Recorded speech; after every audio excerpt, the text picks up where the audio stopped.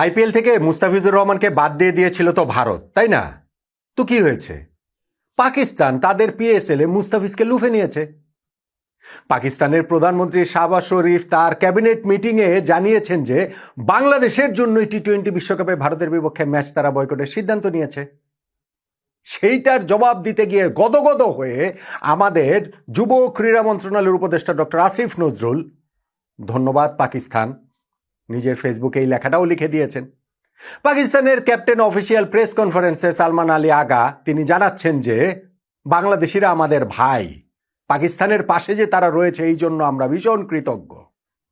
এই সব কিছু কিসের ইঙ্গিত দিচ্ছে? এই যে দুদিন আগে পাকিস্তানের প্রতিরক্ষামন্ত্রী যে বললেন আইসিসির বাইরে গিয়ে এরকম নতুন একটা বৈশ্বিক ক্রিকেট সংস্থা প্রয়োজন, সেরকম কিছুর ইঙ্গিত দিচ্ছে। বাংলাদেশ পাকিস্তান ক্রিকেটের নতুন জোট, নতুন আইসিসি, নতুনভাবে আমরা ক্রিকেটটাকে কি দেখতে যাচ্ছি কিনা। দেখেন, মুস্তাফিজের ইস্যুটা আমি আগে একটু ক্লিয়ার করি। পিএসএল এ এইবারই প্রথমবারের মতো নিলাম সিস্টেমে হচ্ছে। সেই নিলামের আগে ডিরেক্ট সাইনিং এর ব্যাপার রয়েছে। তাতে লাহোর কালান্দার্স তারা মুস্তাফিজুর রহমানকে দলে ভিড়িয়েছে 6,44,00,000 পাকিস্তানি রুপিতে। এখন অনেকে ওই যে কম্পেয়ার করছেন যে না, ভারতে তো আসলে নিয়েছিল মুস্তাফিজকে কলকাতা নাইট রাইডার্স 9,20,00,000 ভারতীয় রুপি, তো সেটা থেকে তো আর খুব কম না, 3 ভাগের 2 ভাগ না হয়ে আমরা ধরলাম যে পাকিস্তানও তো 6,44,00,000 পাকিস্তানি রুপি দিয়ে নিয়েছেন। না, বিষয়টা ওই রকম না, বিষয়টা তো কাছাকাছি না। ভারতীয় রুপির মান আবার পাকিস্তানি রুপির মানের মধ্যে বিশাল পার্থক্য রয়েছে। ধরেন আমি জিনিসটাকে যদি টাকায় কনভার্ট করে বলি, তাহলে কলকাতা নাইট রাইডার্স মুস্তাফিজুর রহমানকে নিয়েছিল 9,20,00,000 ভারতীয় রুপি, বাংলাদেশি মুদ্রায় 12,40,00,000 টাকার মতো, 12.5 কোটি টাকা ধরেন। আর এই পিএসএল এর দল লাহোর কালান্দার যে মুস্তাফিজকে দলে ভেড়ালো 6,44,00,000 পাকিস্তানি রুপি দিয়ে, এটা বাংলাদেশি মুদ্রায় মান 2,80,00,000 টাকা। আইপিএল এ খেলে মুস্তাফিজ পেতেন 12.5 কোটি টাকা, আর পিএসএল এ খেলে মুস্তাফিজ পাচ্ছেন 3.25 কোটি টাকা। পার্থক্যটা তো বুঝতে পারছেন। এখন সেইটা না হয় পার্থক্যের জায়গাটা থাকলো, এটা তো আর পিএসএল এর মান তো আর আইপিএল এর মানের নয়, বিষয়টা সেইখানটাতে নয়। কিন্তু আমাদের এইখানে যে গদগদ অবস্থা আমরা দেখতে পাচ্ছি, পাকিস্তান এবং বাংলাদেশের নতুন যে মিত্র শক্তি দেখতে পাচ্ছি, নতুন যে অক্ষর শক্তি দেখতে পাচ্ছি, সেই জায়গাটাতে আবার মনে হচ্ছে যে রাজনীতি সবকিছু ডমিনেট করছে। যদিও পাকিস্তানের প্রধানমন্ত্রী বলেছেন যে স্পোর্টসের মধ্যে কোনো রাজনীতি থাকার উচিত না, কিন্তু আমি দেখতে পাচ্ছি যে এই পুরো ইস্যুটাতে 0% ক্রিকেট, 100% রাজনীতি চলছে। এবং সেই রাজনীতি অলরেডি আমাদেরকে একটা টি-20 বিশ্বকাপ খেলা থেকে বঞ্চিত করেছে। আর পাকিস্তানের সঙ্গে যদি আমরা সেই জোট বাঁধি, তাহলে যে আমাদেরকে আরো কত দূর নিয়ে যাবে এই জিনিসটা, সেই আশঙ্কার জায়গাটা কিন্তু প্রবলভাবেই থেকে যাচ্ছে। আজকে একটা প্রেস মিট হয়েছে। আইসিসি টি-20 ওয়ার্ল্ড কাপে অংশগ্রহণকারী যে 20টা দল রয়েছে, সেই 20টা দলের সব ক্যাপ্টেনদের সহ একটা ছবি আমি নট অন্য মানে পেজটাতেও আমি দিয়েছি, ফেসবুক পেজে। সেইখানটা তো অনেকে যে কমেন্ট করেছেন, তাতে মনে হয়েছে মানে আমি ছবিটার ক্যাপশন দিয়েছি যে এখানে লিটন দাসও থাকতে পারতেন। এই আফসোস করবো না, এই হাহাকার আমাদের থাকবে না যে একটা টি-20 বিশ্বকাপ আমরা খেললাম না। একজন ক্রীড়াপ্রেমী হিসেবে সেই হাহাকার কার মধ্যে না থাকবে? আমাকে একটু বলেন তো দেখি। ওইসব ফালতু কথা ভাই বললেন না তো, দেশ আগে নাকি স্পোর্টস আগে, বাংলাদেশ আগে নাকি ক্রিকেট আগে, এইসব কথাবার্তা যারা বলেন তাদের উদ্দেশ্যই সন্দেহজনক। তারাই হচ্ছে গিয়ে বিশেষ একটা গোষ্ঠীর পারপাস সার্ভ করার জন্য এগুলো করছেন। তারাই, তাদের জন্যই এই আমাদের সরকার, পাকিস্তানের সরকার এই রাজনৈতিক খেলাটা ভারত সরকার অবশ্যই শুরু করেছে মুস্তাফিজকে বাদ দেয়, ওইটা নিয়ে কোনো ডাউট নাই। কিন্তু এর পরবর্তী সময় যেটা হচ্ছে, আমাদের 12ই ফেব্রুয়ারি যে ন্যাশনাল ইলেকশন, সেইটাকে সামনে রেখে নির্দিষ্ট একটা গোষ্ঠীর পারপাস সার্ভ করার মতো অনেকেই দেখছি আমি।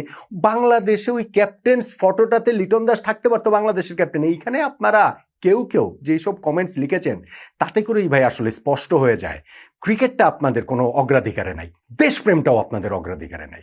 আপনারা ক্রিকেটও ভালোবাসেন না, আপনারা দেশপ্রেমও ভালোবাসেন না। যারা ওই মনোভাবের, তারা ক্রিকেটটাকেও শেষ করতে চান, তারা দেশটাকেও শেষ করতে চান। 12ই ফেব্রুয়ারি হওয়ার পরে করেন, এখনো তো হয় নাই।